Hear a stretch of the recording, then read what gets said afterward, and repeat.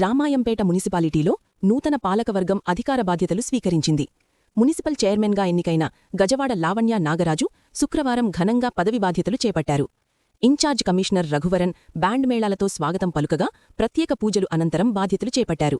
ఈ కార్యక్రమంలో municipal vice chairman పొచ్చమ్మల నవనీత గణేష్, కౌన్సిలర్లు, పార్టీ నాయకులు, కార్యకర్తలు మరియు పట్టణ ప్రజలు పెద్ద సంఖ్యలో పాల్గొన్నారు.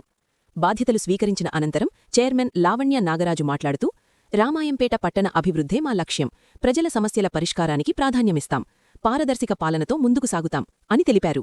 అదేవిధంగా వైస్ చైర్మన్ నవనీత గణేష్ కూడా మాట్లాడుతూ, మున్సిపల్ అభివృద్ధి పనులను వేగవంతం చేస్తామని, ప్రతి వార్డులో మౌలిక సదుపాయాల మెరుగుదలకు కృషి చేస్తామని హామీ ఇచ్చారు.